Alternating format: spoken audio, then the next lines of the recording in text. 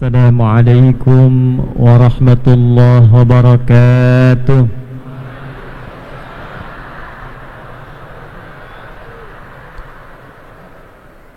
Alhamdulillahilladzi allafa baina qulubina fa asbahna bi ni'matihi ikhwana. Wassalatu wassalamu ala rasulillahi alladhi bittiba'i sunnatihi syarifati asbahna lilmuttaqina imama. Fassalawatullahi alaihi wassalamuhu tam ala habibina wa sayyidina wa nabiyyina Muhammadin wa ala alihi wa sahbihi wa dhurriyyatihi wa ummatihi ila yaumil mi'ad alladhi huwa amama wa ba'd. Yang mulia para alim ulama, guru-guru kita yang hadir di kesempatan siang hari ini, semoga Allah senantiasa menjaga, menyehatkan dan memuliakan mereka semua. Yang kita hormati Bapak Gubernur, sahabat kami Dr. Adaminta beserta ibu, kita doakan mudah-mudahan juga diberikan kesehatan, kekuatan dan istiqamah dalam beribadah kepada Allah Subhanahu wa taala. Alhamdulillah, ahli masjid dari Darussalam berpindah lagi bertugas sekaligus menjadi pembina masjid di Masjid Agung Al-Bantani KP3B yang kita banggakan ini. Pak Sekda, kita doakan mudah-mudahan beliau juga diberikan kesehatan dan kekuatan dan keberkahan dalam menjalani tugas-tugas beliau. Seluruh unsur Forkompinda yang menemani aparatur dari Provinsi Banten, ini ada Pak Brigjen Firman Agustus, Pak Danrem, ini sekaligus pelepasan dari jamaah yang mengantarkan beliau pada tugas baru. Sebentar lagi akan ke Magelang, jadi kita ucapkan terima kasih serta iringan doa atas segala dedikasi dan perhatian beliau kepada Banten. Ini satu-satunya Danrem yang pernah bertugas di Banten, bukan orang Banten tapi sangat mencintai Banten sampai membuat karya khusus untuk orang Banten, namanya Kiaiku Pahlawanku. Nah, boleh berikan tepuk tangan ya.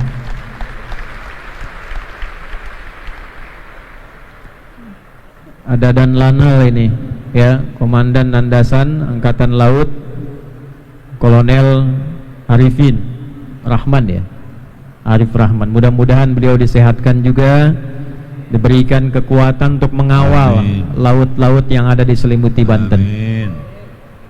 Ini spesial siang ini ada sosok perempuan hebat, langka, karena jarang-jarang ada dubes di Timur Tengah perempuan. Beliau ini seorang muslimah, semangatnya tinggi, di sela-sela tugasnya di Indonesia sengaja mampir ke majlis kita di Banten ini.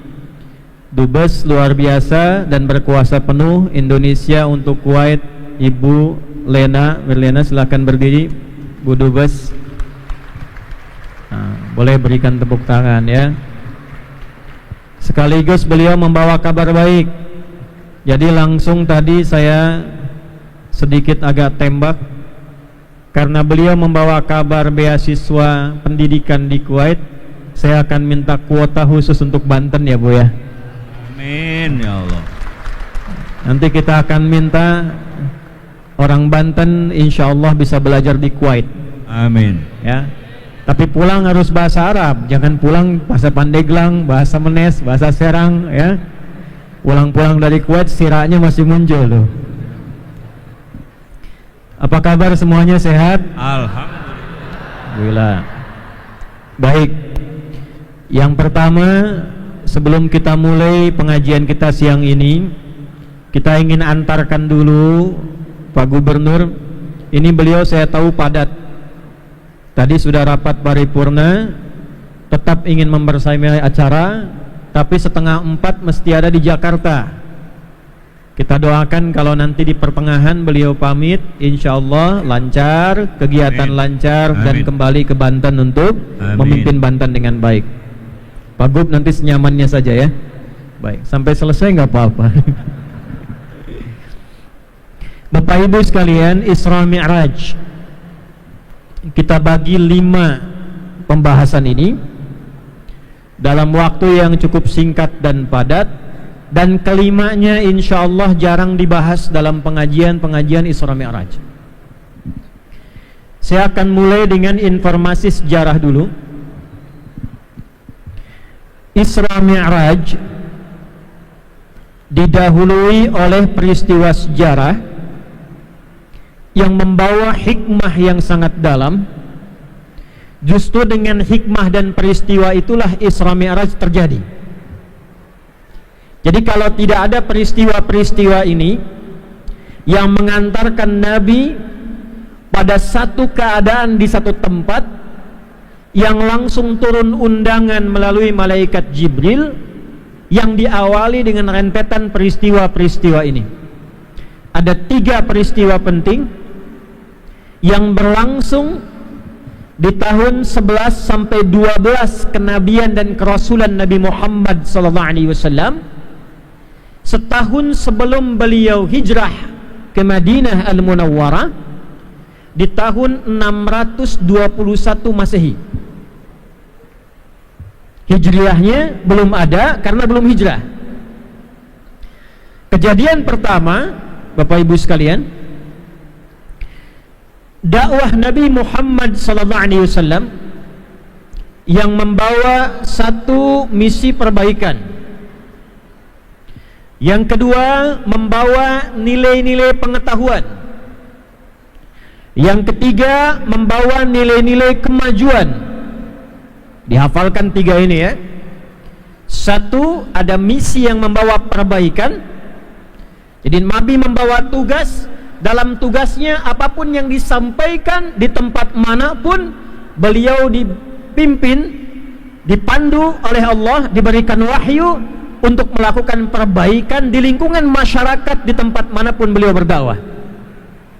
Gimana caranya jadi orang baik? Pekerjaannya baik, orangnya menjadi orang baik, lingkungannya menjadi lingkungan yang baik, sehingga nanti ketika awalnya punya sifat jahiliyah, dengan dakwah Nabi berubah menjadi khairu ummah. 1. 2, ada nilai-nilai pengetahuan baru yang diajarkan. Nabi datang dipandu oleh wahyu, mengajarkan bagaimana cara berpakaian yang baik, mengajarkan bagaimana cara minum yang baik, mengajarkan bagaimana cara belajar yang baik, ilmu yang baik, dari bangun tidur sampai dengan tidur kembali. Sehingga orang-orang yang belajar dengan Nabi dalam bidang pengetahuan, tidak ada satupun yang masuk madrasah Nabi kecuali mereka menjadi pakar di bidangnya masing-masing. Kalau bidangnya ekonomi, jadi orang paling kaya. Kalau bidangnya ilmu, jadi orang paling pintar. Bahkan ada seorang sahabat yang belajar dari Nabi bagaimana cara menguasai bahasa asing. Hanya 3 hari setelah belajar itu mampu menguasai bahasa asing. 3 hari. 3, Nabi mengajarkan prinsip-prinsip, nilai-nilai berkemajuan. Bagaimana dengan ilmu itu, dengan akhlak itu, kembali ke daerah masing-masing, membangun daerahnya supaya maju, berkembang dan bermanfaat. Saya ambil contoh.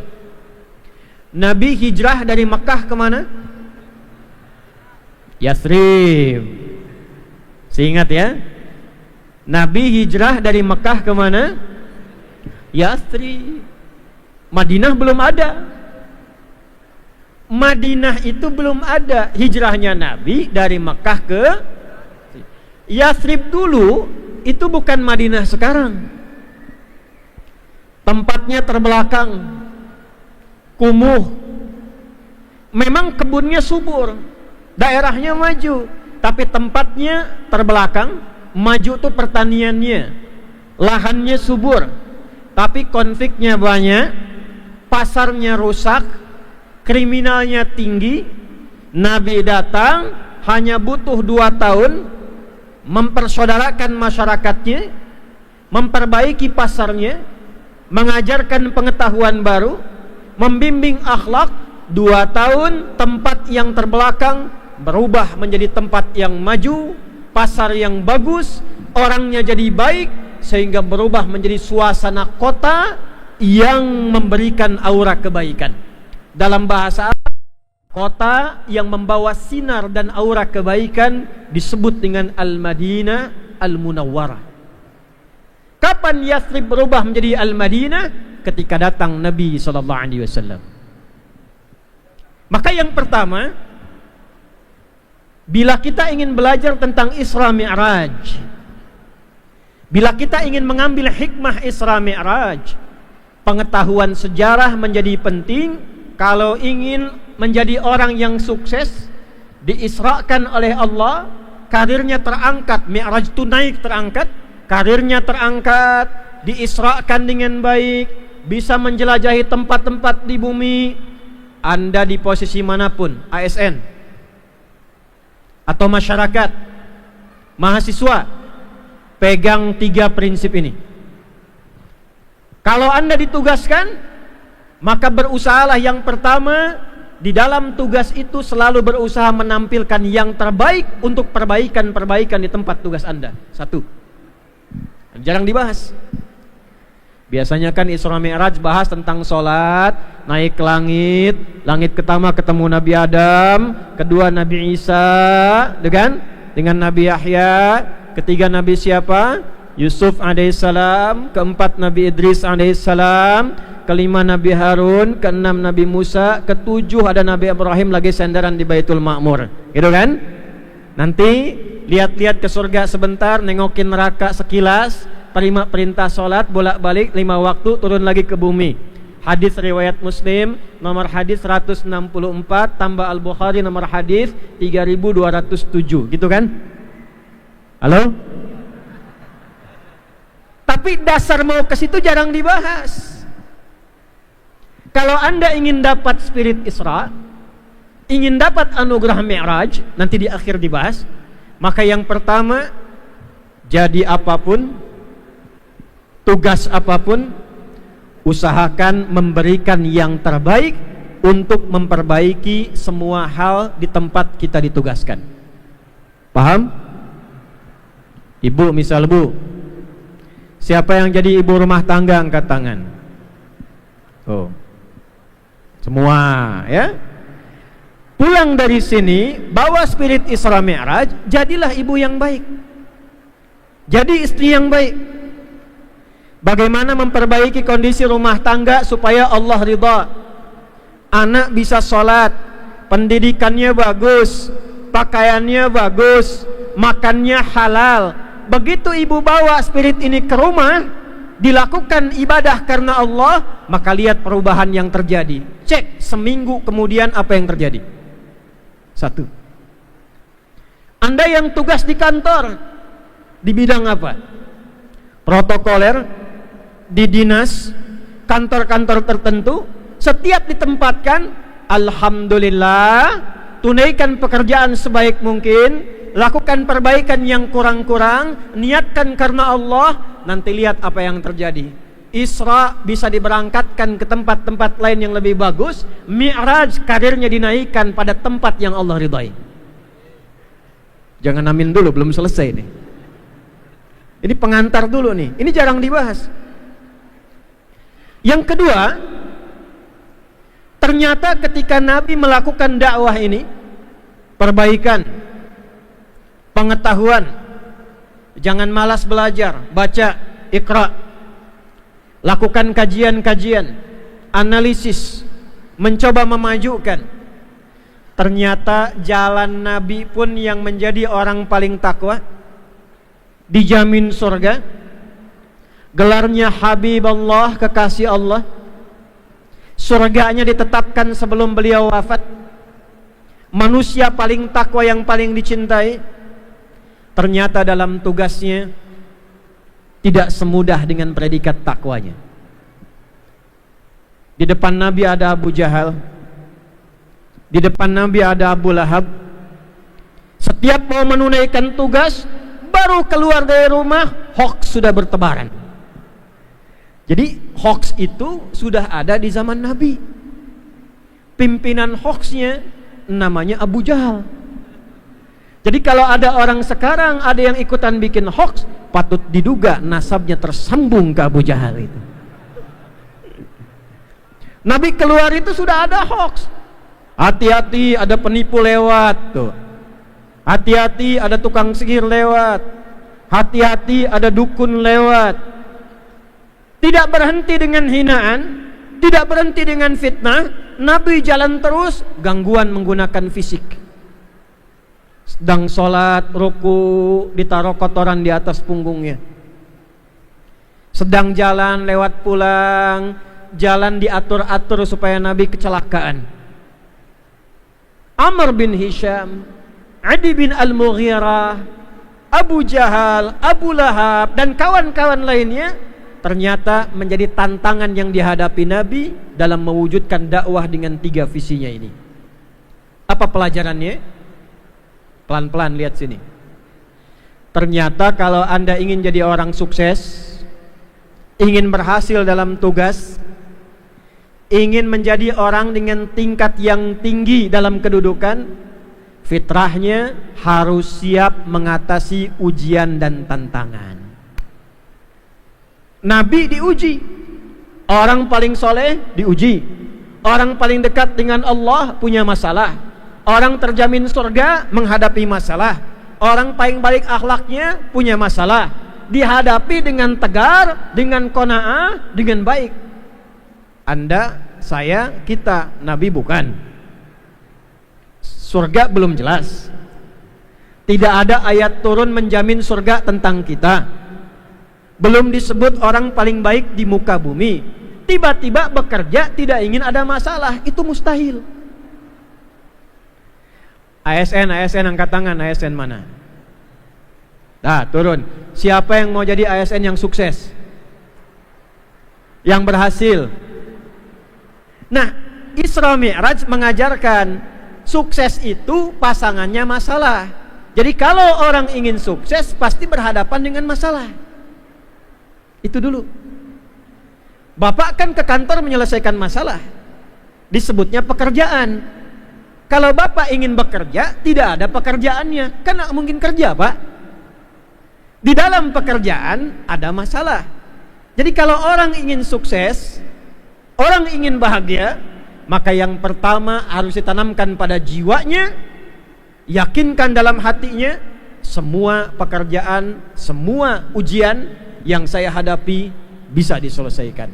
2. Mahasiswa mana mahasiswa? Angkat tangan. Banyak juga ini. Saya tanya nih, di kampus ada ujian tidak? Ada masalah tidak? Ada persoalan tidak? Ada. Nah, kalau Anda ingin sukses, IPK Anda ingin bagus, masuk kampus berarti Anda sudah siap menghadapi masalah itu. Jadi kalau tidak ingin ujian, gak usah masuk kelas. Kalau tidak ingin Anda menghadapi masalah, gak usah masuk kampus. Justru ketika Anda masuk ke dalam kampus itu, Anda sudah menyatakan diri, saya siap menghadapi seluruh masalah dan persoalan yang ada di kampus itu. Paham? Halo, paham? Ini kita belum mulai nih, saya baru mau mukadimah. Makanya saya agak cepetin, agak semangatin karena belum mulai. Sampai jam berapa kita? Oke, alhamdulillah. Panitia tolong catat yang ini sampai maghrib nih ya. Saya 2:30 pulang nih. Maghrib lah, awas loh. Ini yang ini nih. Bapak Ibu sekalian, yang mau saya sampaikan, prinsip Isra Mi'raj itu 1. Sebelum sampai ke Isra Mi'raj, Nabi ditampakkan oleh Allah berbagai macam persoalan untuk menguji kesungguhan Nabi dalam berdakwah. Yang nanti dengan kesungguhan ini akan tampak anugerah Allah berupa Isra dan Mi'raj itu. Jadi pelajaran pertama, apapun yang dianugerahkan oleh Allah kepada kita berupa tugas, hadapi dengan sungguh-sungguh dan semangat yang baik. Materinya bukan itu. Ternyata dalam menghadapi tugas ini, Nabi mendapatkan 2 hikmah dari Allah yang menjaga tugas-tugas beliau itu selalu mudah dan nyaman dilewati. Nah, ini pesan penting ya. 1, kalau Nabi sedang bertugas di luar rumah, itu ada sosok yang selalu menjaga beliau, menemani beliau, melindungi beliau, dan memastikan pekerjaan beliau, tugas beliau berlangsung dengan mudah dan sukses. Dialah paman Nabi yang bernama Abu Thalib. Siapa namanya? Jadi kalau ada orang yang hendak ganggu Nabi, beliau pasang badan. Ada orang yang menyoal Nabi, beliau langsung yang diplomasi. Bahkan ada orang yang ingin mengancam Nabi, membunuh Nabi, beliau yang menjadi tamengnya Nabi SAW. Sehingga ketika beliau akan bertugas, ada ancaman bisa redup, bisa hilang sebelum Nabi datang. Ada yang mau ganggu di luar, Nabi dakwah, ada orang mau ganggu, yang ganggu bisa tidak tampak di hadapan Nabi karena munculnya sosok Abu Thalib. Maka hikmah yang kedua disampaikan pada kita, berusahalah dalam pekerjaan mencari teman yang baik. Tuh Pak, di kantor Pak, cari teman yang baik, yang tipikalnya bisa membersamai Anda, membantu Anda, memudahkan tugas Anda. Kalau ada gangguan dia bisa datang membantu. Kalau ada kesulitan dia hadir meringankan kesulitan Anda. Ditugaskan dimanapun, cari teman yang seperti ini, niscaya pekerjaan apapun yang diamanahkan pada kita, insya Allah bisa ringan dan mudah untuk dijalankan. Bapak nih Pak Sekda sudah berapa tahun tugas tuh, dinas? Sudah ketemu belum teman yang begitu tuh? Coba dicek. Begitu mau berangkat tugas, data sudah siap, jalan sudah mudah, rencana-rencana di lapangan sesuai, antara yang dibuat dengan yang disiapkan dan diterapkan di lapangan itu bisa sama. Kan bisa jadi beda ya Pak ya. Makanan bergizi gratis, dari sininya gratis, di lapangan cari teman yang baik. Dari atas gratis sampai ke bawah gratis, anggaran 10.000 sampai ke bawah 10.000, kualitasnya sama. Cari teman yang baik. Semua program yang baik hanya bisa sampai dengan baik jika muncul di sekitaran kita teman-teman yang baik. Mahasiswa juga begitu tuh. Kalau temannya cuma suka nongkrong, suka nonton, ngandalkan catatan teman yang lain, duduknya paling belakang, duduk di kelas bangku deretan belakang, di dalam kelas penuh dengan obrolan, gak pernah nanya, gak mungkin sukses. Kualitas pasti berkurang, walaupun kita diberikan oleh Allah potensi yang sangat hebat. Ini saya berikan rahasia orang Banten ya. Halo? Tapi antara kita aja ya. Ini tolong tugas aparatur-aparatur Banten, boleh diriset. Ternyata Banten itu punya keistimewaan dari dulu. Dari dulu. Otaknya cerdas-cerdas Pak. Pinter-pinter. Jangan amin dulu tuh. Kita lihat dulu. Anugerahnya tinggi. Mungkin boleh jadi karena banyak tinggal sekitaran pantai, banyak makan ikan, diolah dengan baik, proteinnya bagus, perkembangannya bagus. Cuma harus sering diasah. Modal pintar gak pernah diasah, gak pintar juga. Yang mau saya katakan, Satu kali di Tripoli ada orang dari Afrika ngadu ke saya begini, ya Syekh, muskilah Indonesia. Syekh, ini orang Indonesia masalah katanya. Saya bilang, kenapa? Kemarin saya ujian, saya ngapalin sebulan. Begitu besok mau ujian, orang Indonesia si fulan pinjam buku saya. Keluar ujian, saya dapat 7,5, dia dapat 8. Saya bilang, dia belum tahu SKS tuh, sistem kebut bayangkan, kemampuan otak dipakai semalam aja bisa begitu. Maka bagaimana kalau itu kita olah dari masuk, ketemu teman yang baik, belajar dengan cara yang baik, dikembangkan di tempat yang baik, maka tidak mustahil kita bisa mendapatkan apa yang diraih Banten di masa lalu dengan semua masa keemasan dan kejayaannya. Silahkan Bapak Ibu cek ya.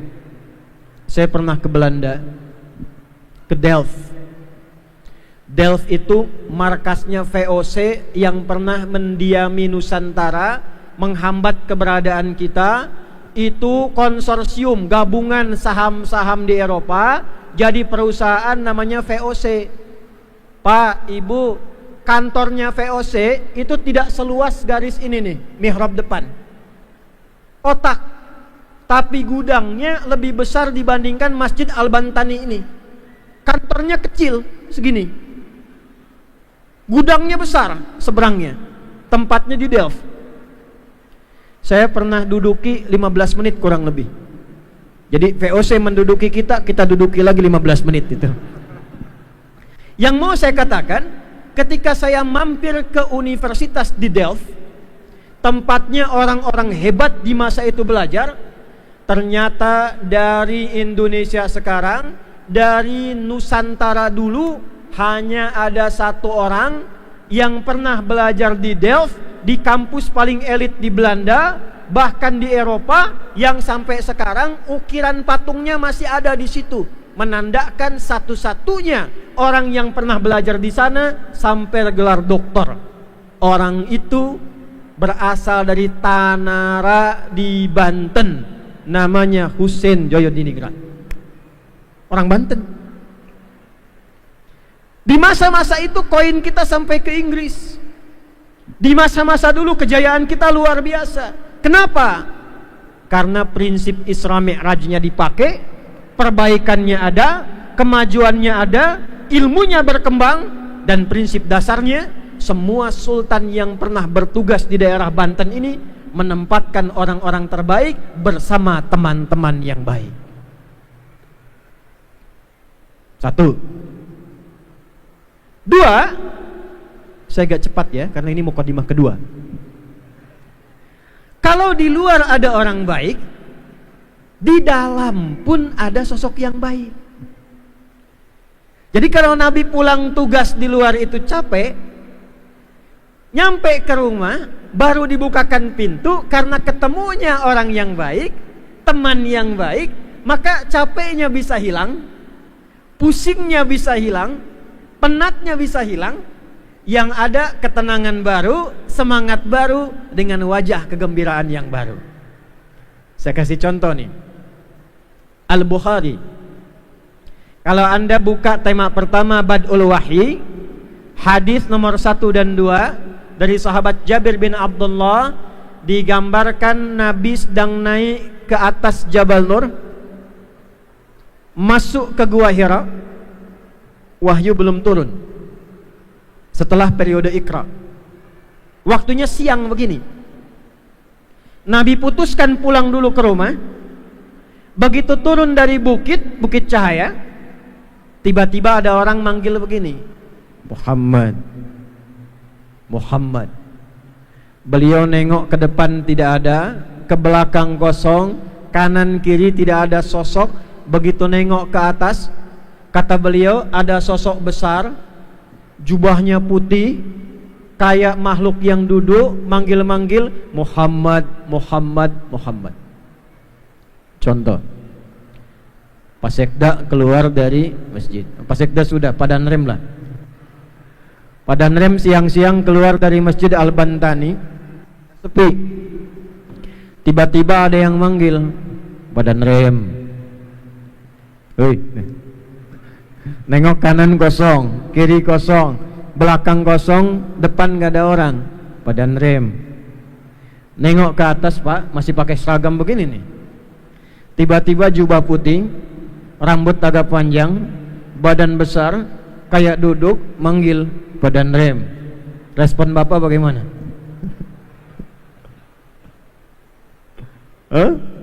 Siap, ada apa, Pak? Kata Nabi bagaimana? Faru'ibtu minhu, karena saya belum kenal, belum pernah melihat Jibril dalam wujud aslinya. Faru'ibtu minhu, maka bulu kudukku naik, ada rasa khawatir dalam diriku, aku mempercepat langkahku pulang ke rumah. Jadi Nabi menghindari sosok itu, cepat-cepat pulang ke rumah. Takut. Takut itu fitrah.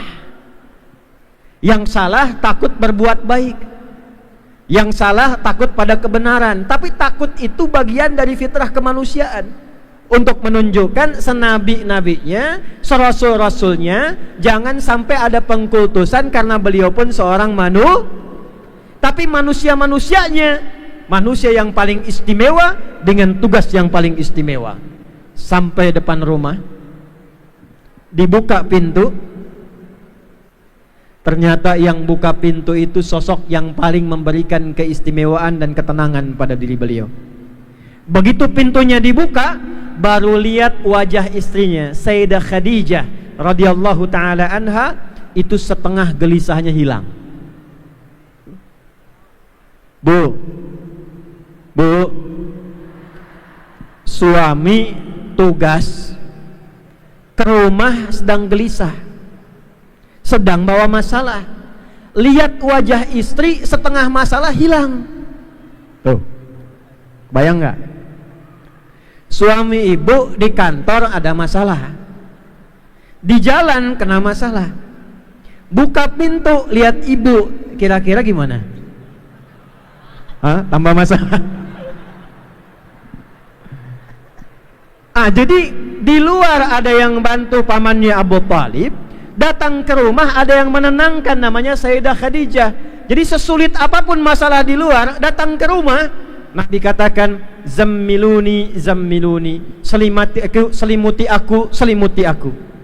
Begitu dibawa beliau, diselimuti oleh Sayyidah Khadijah, dibisikkan di telinganya dengan indah. Kalau bahasa kita begini, sayang, engkau itu orang baik, tidak ada musuh, engkau penguat anak yatim, penyandang orang-orang susah, penyambung silaturahim. Yakinkan pada hatimu yang paling dalam, aku akan bersamamu dalam suka dan duka. Sayyidah Khadijah. Kapan ibu bilang gitu terakhir sama suami itu? Jadi masalah di luar sepelik apapun, sampai ke rumah tenang, Bu. Dan ini rahasia rumah tangga. Kenapa di Al-Quran sakinah didahulukan sebelum mawaddah? Coba lihat Quran surah 30 ayat 21. Wa min ayatihi an khalaqalakum min anfusikum azwaja litas kunu ilaiha wa ja'ala bainakum mawaddah. Kenapa sakinah dulu sebelum mawaddah? Samara, sakinah, mawaddah, dan kenapa sakinah duluan? Mawaddah itu bentuk sifat jamak dari kata madah, seakar. Rasa cinta yang muncul lewat pemberian materi. Misal mau nikah dikasih mahar, bentuknya materi. Setelah nikah, lanjutkan pemberian itu dengan cara yang baik. Istri ulang tahun, suami datang kasih senyum, mama selamat milad, ini ada hadiah kecil-kecilan, emas 2 kilo misalnya tuh. Nah, itu langsung mawaddah itu. Suami pulang ke rumah hari miladnya, dimasakkan makanan kesukaannya. Ternyata itu ayam yang sangat enak, ayam jago suami dipotong, dimasak gitu. Itu mawaddah. Tapi Tapi kenapa sakinah duluan, ketenangan duluan? Karena sekalipun pemberian melimpah, harta melimpah, rumah mewah, kendaraan bagus, tidak ada ketenangan dalam rumah tangga, hampa kehidupan rumah tangga. Ini saya tanya Bu Dubes nih, Ibu pilih mana? Kaya tapi gelisah atau miskin tapi tenang? Tidak ada pilihan ketiga, awas ya. Apalah saya tuh. Ayo, kaya tapi gelisah atau miskin tapi tenang? Bu, pilih mana Bu? Tuh, anggar ibu-ibu mah kita tuh. Kaya tapi nah, jika terjebak pada dilema di antara dua cinta, pilih yang ketiga katanya. Bikin status tuh. Nah, Nabi begitu. Di luar beliau ada perlindungan, di dalam ada kasih sayang. Sehingga tugas di luar sesulit apapun, di rumah tetap tenang.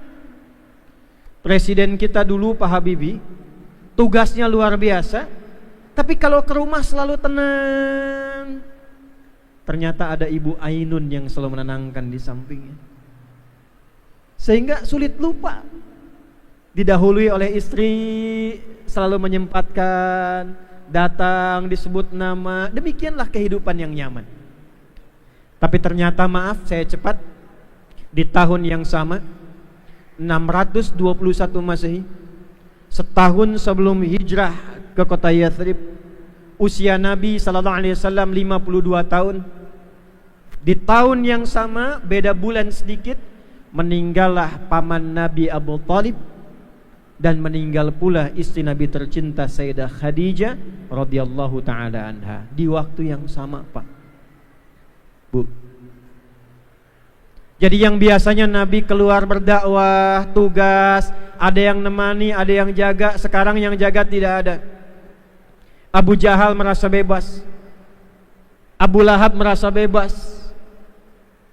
Jadi yang dulunya mau ganggu, ada yang menghalangi, sekarang mudah, mencaci langsung depan mata, mengancam langsung di hadapan wajah Nabi. Sehingga rasa aman tidak didapatkan. Pulang ke rumah, terbawa suasana di luar, nyampe ke rumah, sosok yang biasa menenangkan tidak ada juga. Akhirnya Nabi melihat barangkali kalau di Mekah tidak kondusif, yang menghina tidak bisa dihentikan, yang mengancam sudah mulai makin berani, maka beliau mencoba, mungkin di Taif ada orang-orang yang masih baik menerima dakwah. Maka berangkatlah ke Taif. Dari Makkah ke Taif kurang lebih kalau pakai mobil kecepatannya agak tinggi 2 jam. Jalannya bisa berbukit-bukit, naiknya ke atas gunung. Saya pernah napak tilas berangkat dari Makkah menuju Taif ke lokasi Nabi pernah berada di situ.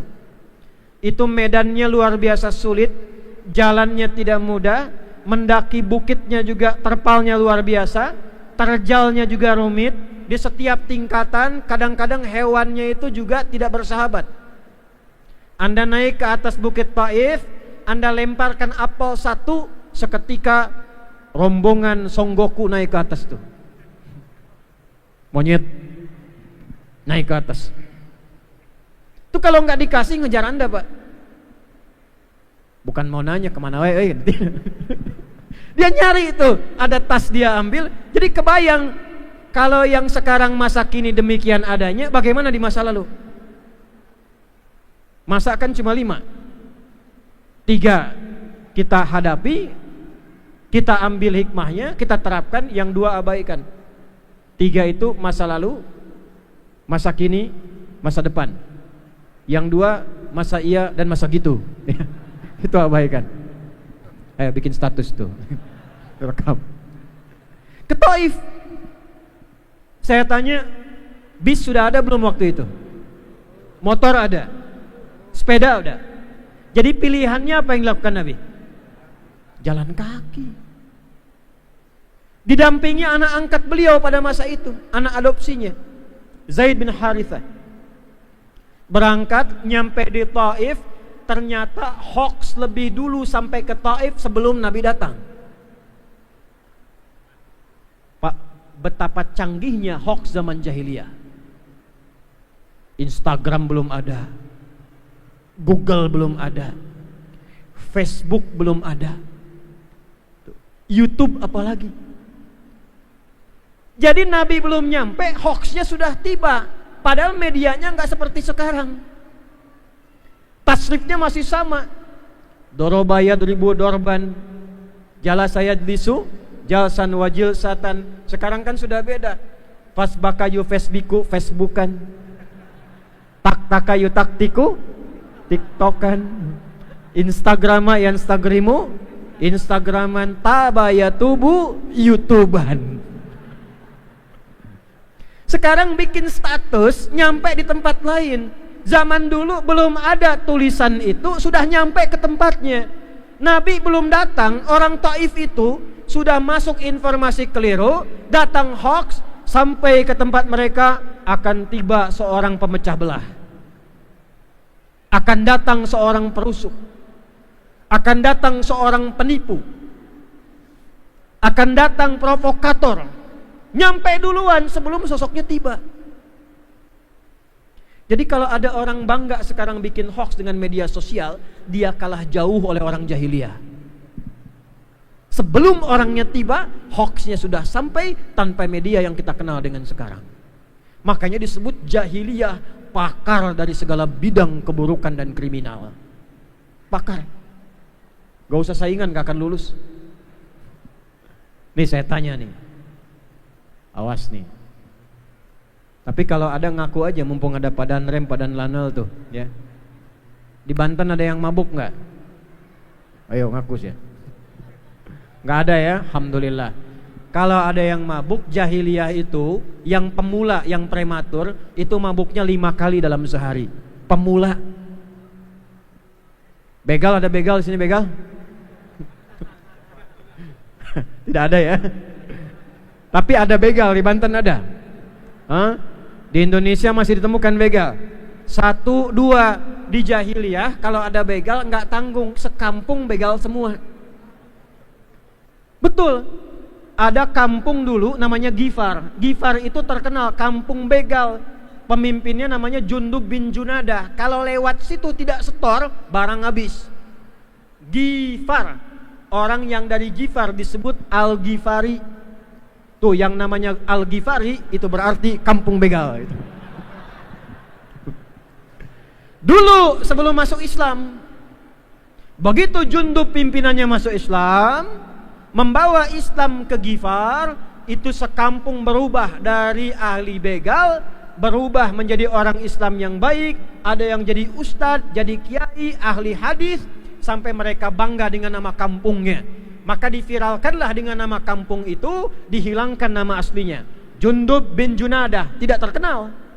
Tapi kalau datang kemanapun, dia akan mengatakan, Ana al-Ghifari. Maksudnya apa?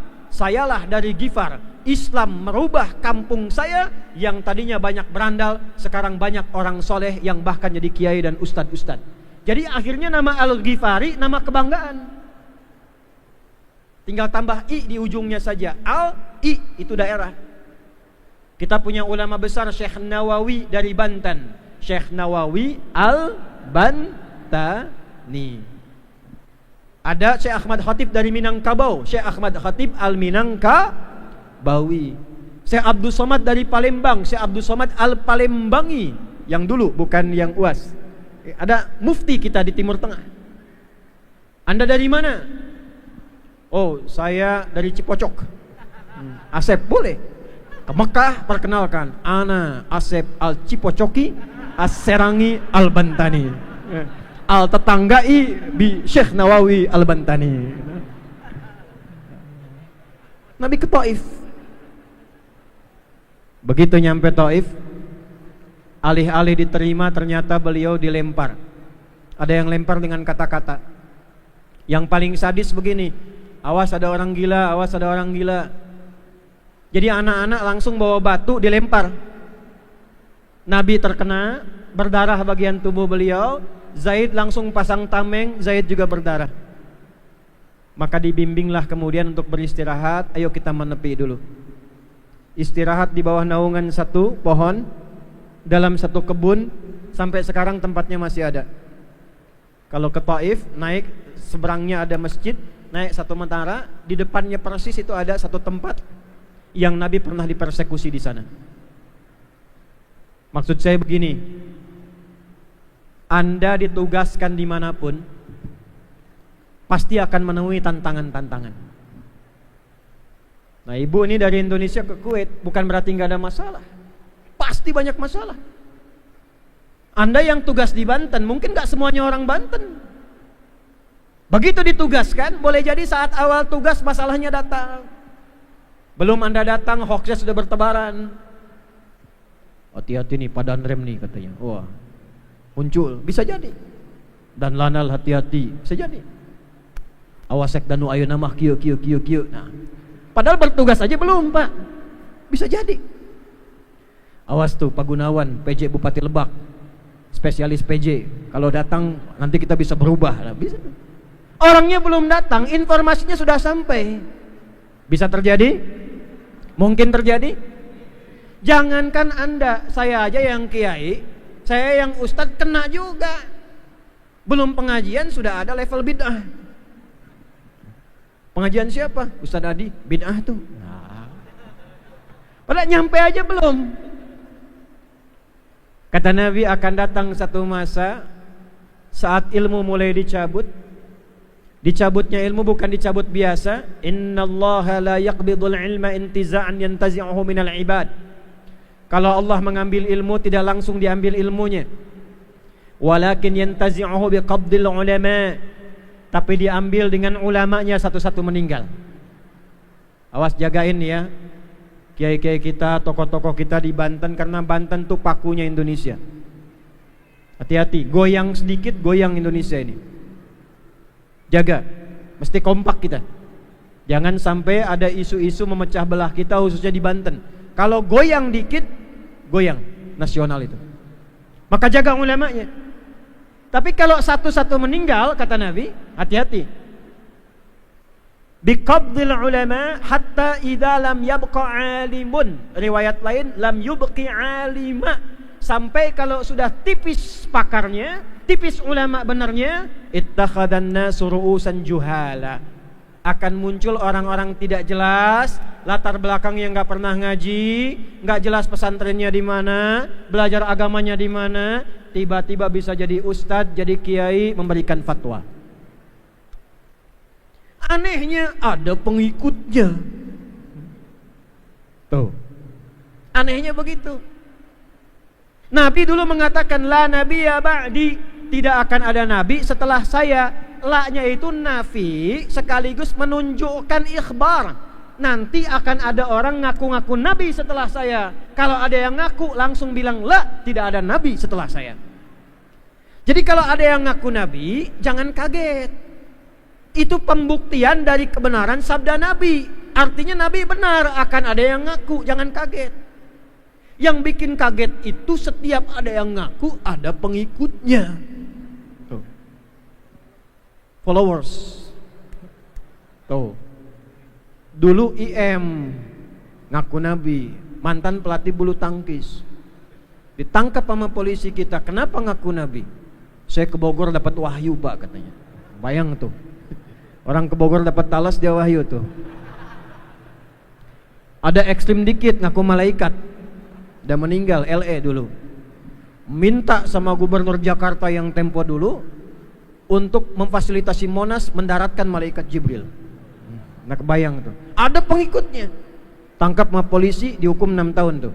Polisi kita luar biasa, jangankan teroris, malaikat tangkap tuh. Ada pengikutnya. Nah, nanti kalau sudah ada yang begitu muncul-muncul, ittakhadhan nasu ru'usan juhala. Ada pengikutnya, fasu'ilu fa'aftau. Anehnya kalau ditanya bisa ngasih fatwa. Kalau ditanya bisa jawab, diikutin, fadallu wa adallu. Maka yang memberi fatwa salah fatwanya, yang ikut tersesat ikutnya. Hati-hati. Singkat balik, Nabi dilontar, Nabi dapat tantangan. Anda sekarang masuk kelas ada masalah, Anda ke kantor ada masalah, Anda bekerja ada masalah, hadapi. Seperti Nabi mencontohkan dalam Isra Mi'raj. Mungkin sebelum Anda bertugas sudah dilempari dengan kata-kata. Kadang ada fitnah, kadang ada rasa iri yang diungkapkan dengan cara yang tidak benar. Nabi pun pernah difitnah. Tidak ada ujian yang kita alami yang Nabi tidak mengalami, itu nggak ada. Kita sakit, Nabi pernah sakit. Kita dihina, Nabi pernah dihina. Kita dicela, Nabi pernah dicela. Kita dilempar, bahkan Nabi dilempar batu dengan berdarah. Kita merasa diperangi, Nabi perang betulan. Semua level yang kita alami, Nabi pernah menjalaninya. Kenapa diizinkan oleh Allah? Supaya diberikan contoh lewat Nabi bagaimana cara mengatasi masalah itu. Kalau sedang dicela doanya apa? Kalau sedang kerja ada masalah zikirnya apa? Kalau sedang belajar ingin cepat paham bagaimana memohonnya, maka ditarik Zaid, jangan dibalas. Istirahat dulu di bawah naungan pohon. Pelajaran ketiga, datang malaikat Jibril disertai malaikat dua malaikat penjaga 2 bukit di Taif. Permintaannya sederhana. Ya Rasulullah, mereka telah menyakiti engkau, menganiaya engkau. Angkat kedua tanganmu mohon kepada Allah supaya kami 2 malaikat penjaga bukit Taif mengangkat bukit itu, menghimpit mereka semua dengan bukit itu. Saya tanya sama bapak yang di sini nih. Bapak lagi tugas, dizalimi Pak, difitnah, bapak dicaci, disudutkan. Terus bapak lagi i'tikaf di Masjid Al-Bantani, tiba-tiba datang 2 orang, punya kedudukan, punya kekuatan, bilang sama bapak begini, mana kamarnya difitnah? Beja kau orang, kamu difitnah, bilang sama saya selesaikan yang fitnah kamu sekarang juga. Saya tanya sama bapak, bapak kasih izin menyelesaikan atau bapak diamkan supaya tenang? Ayo saya. Nggak percaya saya. Selesaikan aja Pak, lebih cepat lebih baik. Proses. Ya. Kadang-kadang proses itu juga harus jernih. Kalau tidak jernih bermasalah. Main pingpong, batnya bintik proses, masalah juga tuh. Balik sini. Apa jawab Nabi? La fa innahum qaumun la ya'lamun. Jangan. Mereka bersikap begitu kepada saya karena mereka belum tahu tentang saya. Yang belum tahu itu diberitahu, bukan disakiti. Mereka melakukan itu bukan karena niat ingin menyakiti, karena belum tahu saja. Belum tahu Islam, belum kenal saya. Kalau mereka kenal saya sebelum saya datang, tentu tidak akan menyakiti. Tentu tidak akan ada yang melempar, karena belum tahu saja. Nah, ini satu. Kalau Anda bekerja, Anda bertugas, baru datang ke tempat itu menerima sikap yang tidak baik, jangan langsung direspon dengan cara yang tidak baik lagi. Satu, pekerjaan Anda tidak akan selesai. Yang kedua, kehormatan Anda juga pasti akan runtuh seketika. Datang, menemukan masalah, Anda sudah mendapatkan penilaian yang tidak baik, buktikan dengan melawan itu semua dengan cara yang lebih baik dibandingkan dengan apa yang dituduhkan tadi. Maka Nabi katakan, saya bermohon kepada Allah, kelak di tempat ini doa, sunnah. Akan ada orang-orang yang kenal Islam, anak-anak masuk Islam, ibu-ibu masuk Islam, bapak-bapak masuk Islam, beriman berbondong-bondong dengan keislaman yang lebih baik. Sunnah ketiga doa. Nih saya tanya nih, yang baru promosi pindah nempati jabatan, sebelum tugas doa dulu enggak? Coba. Yo saya tes dulu ASN nih. Kalau masuk tempat baru kita akan bertugas, doa apa yang dibaca? Ada doanya. Ini meminta kepada Allah supaya tempat yang dipijak baik, orang-orangnya menerima kita dengan baik, pekerjaan kita jadi baik, yang tidak baiknya terjauh dari kita. Itu ada doanya. Dan doa ini salah satunya pembukanya nanti dalam peristiwa pengantar Isra Mi'raj ini. Nah, ke depan jadi doa sunnah yang dibukukan. Allahumma inni as'aluka khairaha wa khaira ahliha wa khaira ma fiha wa inni a'udzubika min su'i ahliha wa su'i ma fiha wa su'iha.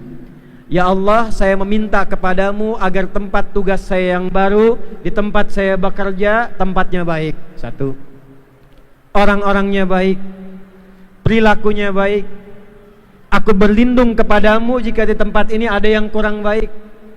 Jauhkan aku dari pengaruh-pengaruh yang tidak baik atau keburukan yang belum tampak di hadapanku. Boleh baca Quran surah ke-17 Al-Isra dari ayat yang ke-80 sampai 81. Wa qur rabbi adkhilni mudkhala sidqin wa akhrijni mukhraja sidqin waj'alni min ladunka sultanan nasira. Ya Allah, satu, mohon awal tugas saya bimbing supaya saya menjalani dengan cara yang terbaik. Kalau saya pindah jabatan, pindah tempat, bimbing supaya keluar dengan cara yang baik. Dan kalaupun ada tantangan, ada gangguan, hamba bertawakal kepadamu agar engkau saja yang tolong hamba. Nabi dengan Zaid beristirahat dalam naungan satu pohon. Lalu perhatikan kalimatnya. Catat ini ya. Ini kalau bisa Anda hafalkan. Insya Allah kalau benar cara mengamalkannya, ini saya ijazahkan sekaligus. Kalau benar cara mengamalkannya, insya Allah akan diangkat karir kita, pekerjaan kita, dan kedudukan kita di tempat yang terbaik. Ilahi ya. Jangan diikutin dulu ya. Saya bacakan dulu yang pernah Nabi sampaikan. Jadi setelah beliau itu dilempari berdarah-darah, nyampaikan jangan hukum mereka karena belum tahu saja, bukan berniat menyakiti. Lalu beliau bermohon dengan khusyuk. Perhatikan kalimatnya. Ilahi, ila man takiluni, a ila qaribin yu'limuni, am ila ba'idin yu'dhini, fa ana radin ma lam takun ghadiban ilayya, wala hawla wala quwwata illa billahil aliyyil azim. Atau kama qala sallallahu alaihi wasallam. Ilahi, ya Allah, Tuhan yang paling mengerti aku. Ila man taqiluni, setelah peristiwa aku disakiti di Mekah, di Taif aku dilempari, kemana lagi engkau akan tugaskan aku untuk berdakwah? A ila qaribin yu'limuni, ataukah engkau perintahkan tempatnya dekat dari sini dan di situ aku akan disakiti lagi? Aku siap ya Allah. Am ila ba'idin yu'dhini, ataukah tempatnya mesti lebih jauh dari sini dan di situ pun aku akan disakiti lagi? Aku ridha ya Allah. Malam takun ghadiban alayya, yang penting engkau tidak marah kepadaku. Mau tugas di mana enggak apa-apa ya Allah. Tempatnya jauh, alhamdulillah. Tempatnya dekat, alhamdulillah. Di situ saya akan dicaci lagi, difitnah lagi, enggak apa-apa ya Allah. Yang penting engkau ridha, engkau tidak marah kepadaku. La haula wala quwwata illa billahil aliyyil azim. Hamba hanya ditugaskan, semua engkau yang tetapkan, tidak ada kekuatan, tidak ada daya kecuali dikembalikan kepadamu ya Rabb. Kalimat inilah yang mengantarkan turunnya undangan Isra dan Mi'raj. Kalimat terakhir. Nabi bilang gini, tempatnya dekat atau masih jauh ya Allah? Kalaupun harus disakiti lagi, saya ridha. Begitu kalimat itu keluar, subhanalladzi asra bi 'abdihi laila minal masjidil haram ilal masjidil aqsa alladzi barakna haulahu linuriyahu min ayatina innahu huwas sami'ul basir. Kenapa ada di ujung ayatnya innahu huwas sami', maha mendengar? Karena Allah mendengar jeritan hati Nabi, tawakal Nabi, qanaah Nabi, menerima dengan keadaan Nabi, didengar oleh Allah, diberikan perjalanan yang terbaik dari apa yang dimintakan Nabi. Tidak ada yang dekat Muhammad, tidak ada yang jauh seperti yang engkau gambarkan ya Muhammad. Aku berikan hadiah kepadamu, aku berikan hadiah jalan-jalan ke tempat yang belum pernah dituju dan disinggahi orang. Dengan cara yang tidak biasa, di waktu yang tidak biasa, transportasi alatnya istimewa, ke tempat paling istimewa, dalam situasi yang sangat istimewa. Kalau ada orang pakai onta waktu itu, onta paling mahal, Nabi hewannya khusus, buruk namanya. Kata Nabi, warnanya putih, lebih tinggi dari keledai, tapi lebih rendah dari kuda.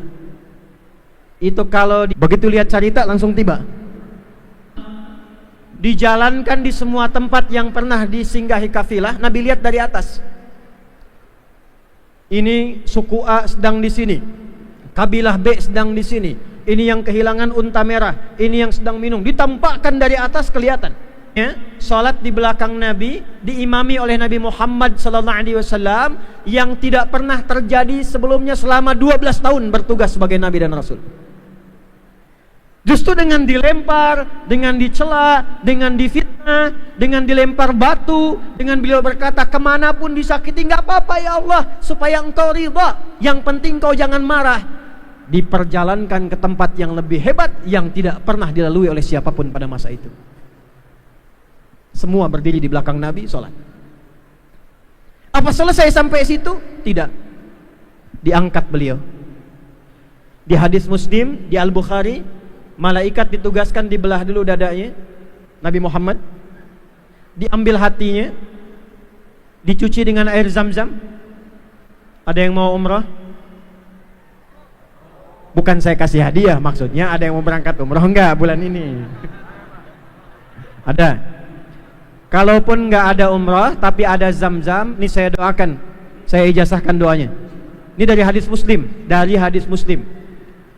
Allahumma, enggak apa, boleh ikuti. Allahumma imla qalbi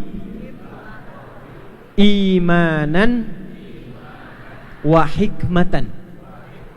Allahumma imla qalbi imanan wa hikmatan. Itu salah satu doa sebelum minum air zam-zam. Setelah itu minum. Itu fungsinya membersihkan hati dari semua penyakit kotor, menambah keimanan dan kecerdasan. Nabi saat dicuci hatinya dengan air zam-zam, dibersihkan oleh malaikat, didoakannya itu, tambahkan kepada hati ini hikmah dan iman. Nah, dengan bekal itulah kemudian naik Mi'raj. Jadi sebelum peristiwa Mi'raj itu, dadanya dibelah, dibersihkan dulu.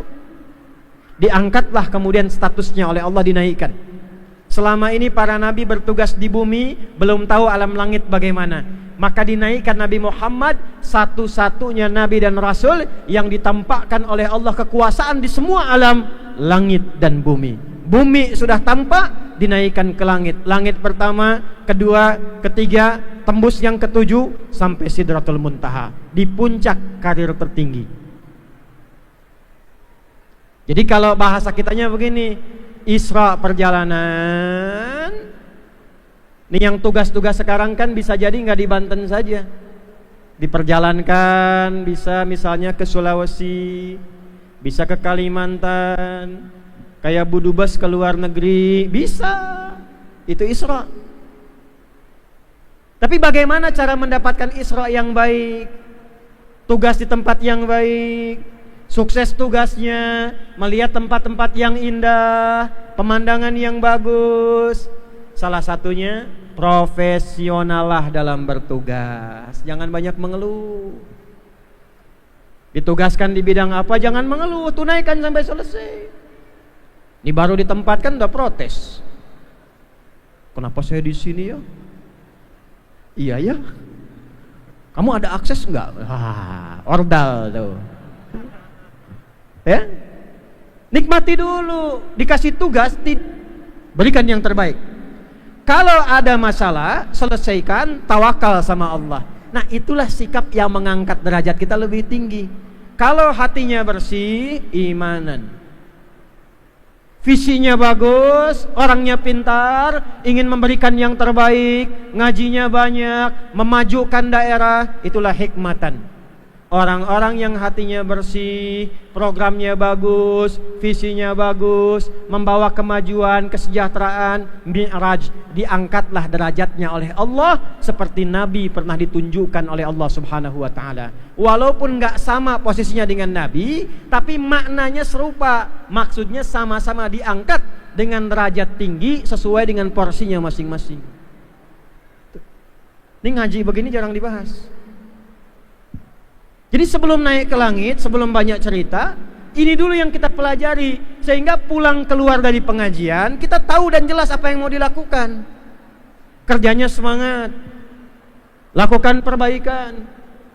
Ini sudah Isra Mi'raj, penyelenggaraan ada, tempat bagus, acara bahkan live, dibuka oleh gubernur, datang dengan bagus, datang dengan siap, tapi pulang tidak bawa apa-apa, sayang.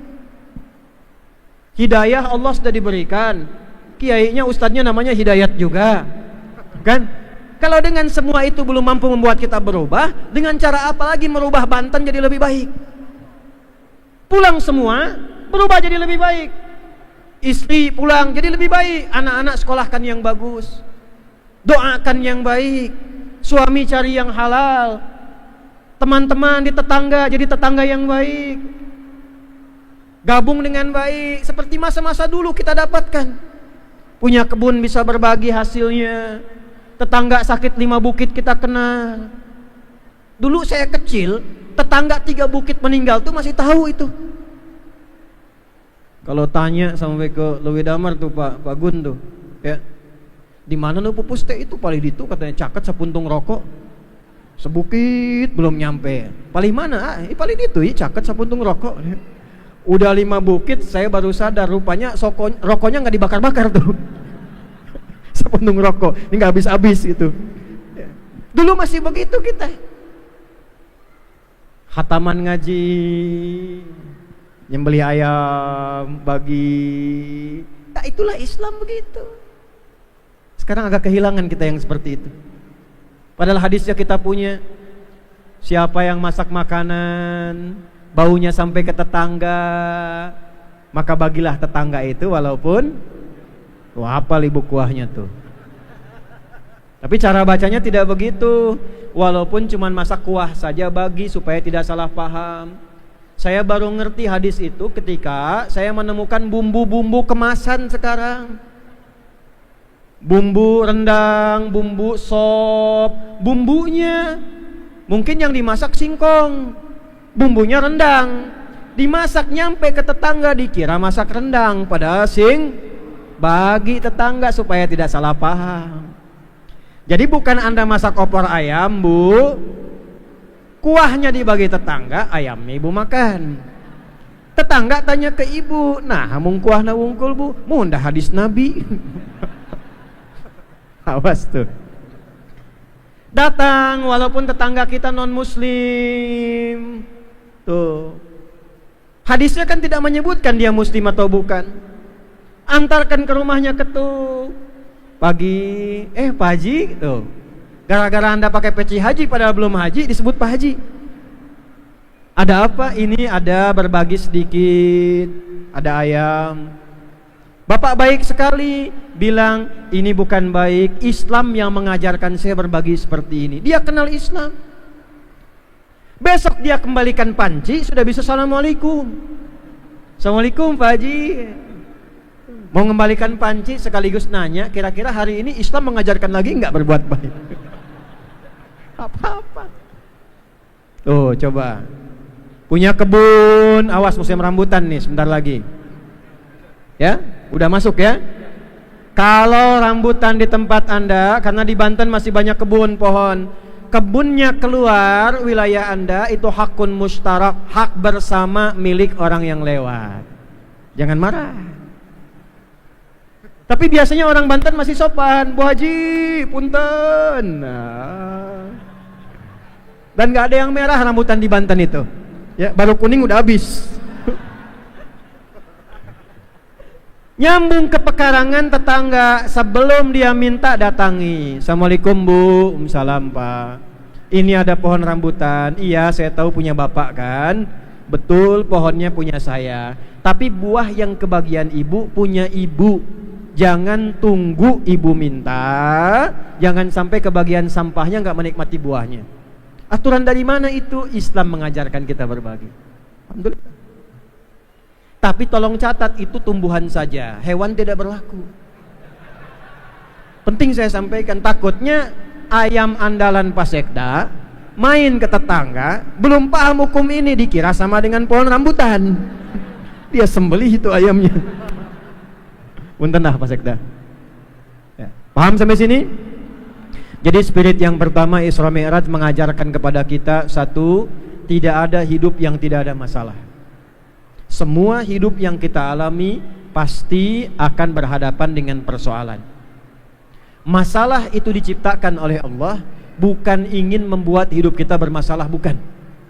Tapi supaya meningkatkan kualitas hidup kita agar kemampuan kita keluar.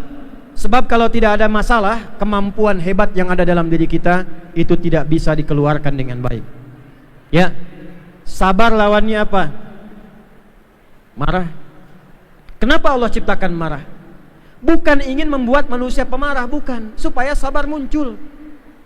Sebab kalau tidak ada amarah, sabar nggak akan ketahuan. Coba ya, Bapak pulang ke rumah sekarang, pulang. Nyampe depan rumah, ibu langsung bilang, "Pak, sabar ya Pak, sabar."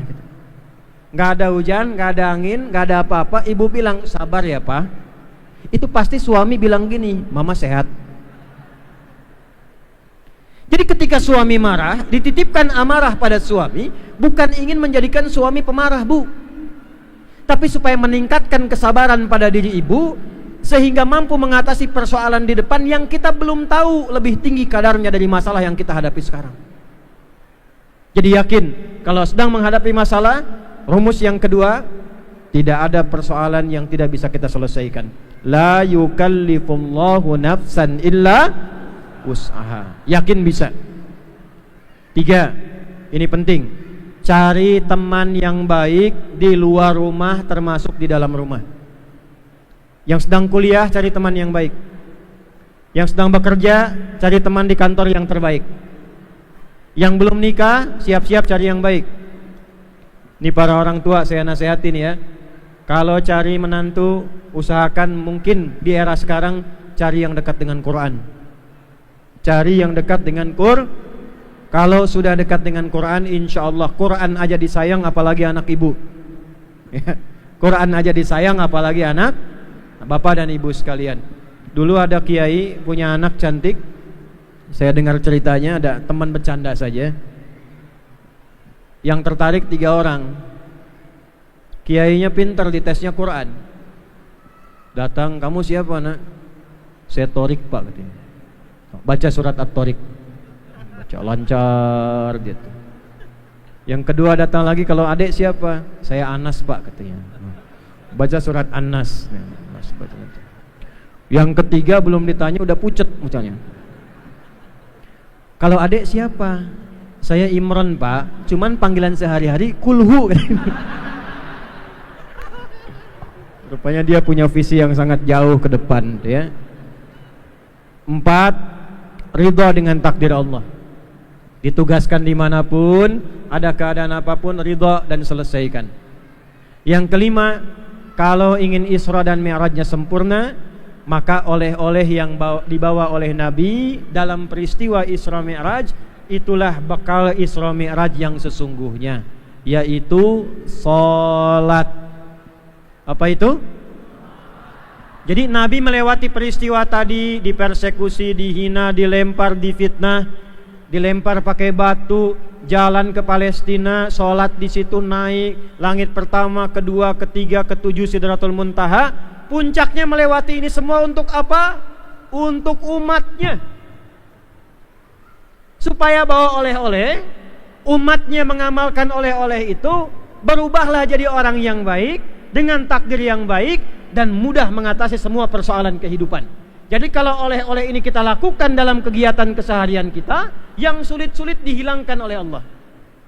Yang berat diringankan. Karir dinaikkan dengan cepat. Yang kurang baik diperbaiki. Oleh apa itu? Salat. Apa namanya? Salat. Jadi pejabat sampai jadi gubernur, sukses kelihatan karirnya, tapi tidak salat, belum baik menurut Allah. Punya harta, rumah megah, kendaraan melimpah, tidak salat, belum baik menurut Allah. Maka karunia Allah diberikan. Muhammad tunjukkan sallallahu alaihi wasallam salat 5 waktu. Berapa waktu? Berapa waktu? Bu 5 ini kalau ditunaikan sama pahalanya dengan 50. Umat Nabi Musa salatnya 50 kali sehari. Kita ketika diberikan 5, Allah sampaikan 1 kali salat nilainya 10. 2 kali salat berapa? 3 kali salat? 5 kali salat? 50. 5 kali kita salat dalam sehari, itu pahalanya sama dengan 50 kali kita menunaikan sholat. 50. Tapi rahasianya bukan itu. Ini masih ada waktu enggak? Ayo masih aja tuh. Maghrib lah ya. Oh baik, 10 menit lagi ya. Kecuali ini sampai maghrib nih, tolong catat. Bulan Rajab loh, hati-hati loh, maghrib. Sholat 5 waktu ya. Lanjut aja Mang, gak apa-apa. Kalau pengajian saya jualan es gak apa-apa. Lanjut. Aman. Terus Beli esnya, beli supaya ikut ngaji juga. Udah jangan direkam, sini Habis ini rame, potong videonya ntar nih. Astagfirullah. Balik sini. 5 waktu kalau ditunaikan dengan baik dan benar, maka akan membawa 5 keutamaan. Makanya kenapa 5 waktu, tempatnya, waktunya berbeda setiap pergantian waktu dalam sehari. Subuh, siang, sore, menjelang malam, sampai malam sebelum tidur. Kenapa sampai 5 waktu? Apa hikmah manfaatnya? Kalau benar dilakukan sholatnya, kita akan dianugerahi 5 keutamaan yang tidak diberikan pada orang yang tidak sholat. 1. Orang yang sholatnya benar, mengamalkan hadiah Isra Mi'raj dengan benar ini, akan dianugerahi oleh Allah ketenangan dalam hatinya untuk menghadapi semua persoalan dalam hidupnya. Dalilnya Quran surah 13 ayat 28, ditafsir di Quran surah 20 di ayat ke-14. Ala bi dzikrillahi tatma'innul qulub. Ala harful ikhbari wat taukid, huruf memberi informasi dan penguat. Yakinkan pada dirimu bi dzikrillahi, dengan meningkatkan zikir kepada Allah, tatma'innul qulub, hatimu akan semakin berdampak tenang. Salat disebut dalam Al-Quran sebagai zikir, bahkan puncaknya zikir. Quran surah ke-20 Taha ayat ke-14, innani anallahu la ilaha illa ana fa'budni wa aqimis salata li dzikri. Tunaikan salat sebagai zikir kepadaku. Salat itu puncaknya zikir. Tasbih ada dalam salat, takbir ada dalam salat, istighfar ada dalam salat, doa ada dalam salat. Doa disebut zikir dalam Al-Quran surah ke-7 ayat 205. Kita subhanallah, alhamdulillah, Allahu akbar, zikir. Quran surah ke-4 ayat 103. Quran disebut dengan zikir, Quran surah ke-15 ayat yang ke-9. Ya, zikir. Digabungkan semua zikir ada dalam salat. Dalam salat kita baca Quran, dalam salat dibuka dengan takbir, dalam salat ada tasbih, dalam salat bahkan ada salawat, dalam salat semua bentuk zikir. Jadi kalau orang salatnya benar, yang Allah berikan pertama kali bukan dunia, bukan jabatan, ketenangan dulu dalam hatinya. Maka rumusnya apa? Kalau sedang tidak tenang, wudu, salat 2 rakaat. Ini ASN sekitaran sini, ya, KP3B nih. Sedang ada masalah, masjid besar, luas, ambil wudhu, masuk masjid, sholat 2 rakaat. Walaupun solusi belum datang, tapi hati Anda semakin tenang. Dimasuk kantor itu tenang. Saya boleh sarankan sebelum masuk ke kantor, masuk dulu masjid. Jadi saat mengerjakan tugas kita itu aura masjid datang. Pulang dari kantor mampir masjid. Sehingga yang dibawa ke rumah itu aura masjid, tenang. Tenang. Kalau sedang ada masalah, daripada bikin status, mendingan sholat. Nggak nyangka ya Pak PJ. Nyangka itu tuh. Orang yang bilang nggak nyangka, dia sedang nyangka. Nggak nyangka ya, nyangka tuh. Ayo, itu satu ya. Manfaat sholat itu satu ya. Membuat hati semakin tenang. Jiwa yang tenang melahirkan kreativitas yang cemerlang ya. Status bikin ya, udah 3 tuh. Masjid. Makanya masjid agak beda. Agak beda. Anda baru masuk sudah tenang. Beda dengan rumah sendiri. Masuk masjid rumah Allah, masuk rumah Anda lebih tenang masuk masjid. Duduk, nyender, dekat kipas, saking tenangnya tidur aja, blek gitu. Ya. Pasar Rebo. Ini kisah nyata. Ada seorang rawat musola, ini mungkin penutup ya. Tapi kisah nyata. Dia menerima pekerjaannya, tidak pernah mengeluh. Sepuh merawat musola, tiba-tiba ada orang Qatar. Tahu Qatar? Tuh lampu merah sebelah sana dikit tuh. Dekat Kuwait tuh Qatar tuh. Dari Qatar datang ke Pasar Rebo di Jakarta, daerah yang desanya, naik ke atas. Ketemu bapak ini, mengatakan saya pengen renov ini musolanya, tapi bapak yang rawat. Pak, tolong Pak diingat, difikirkan. Dari mana orang Qatar bisa datang ke situ? Pengen perbaiki, yang rawat harus bapak itu. Kalau Keramat Jati datang ke situ wajar, dekat. Qatar datang ke situ, pengen renov, yang rawat mesti bapak ini. Jadi dirawat. Belum lama jadi beliau bersihkan, yang ngepel beliau, yang bersihkan karpet beliau, yang adzan beliau, ya, ngimamin juga beliau. Ada jamaahnya. Satu kali apa yang terjadi? Perhatikan cara Allah menyiapkan hadiah untuk orang ini. Dengan qanaahnya, dengan seriusnya, dengan profesionalnya sebagai marbot masjid. Hari Kamis puasa beliau, ba'da asar. Hari bagus, waktu pertengahan, sedang puasa, nunggu buka di musola yang beliau rawat. Cuman tidur-tiduran sambil zikir, merem melek. Tiba-tiba, ya ayyatuhan nafsul mutmainnah. Perhatikan cara Allah memberikan hadiah bagi beliau ini.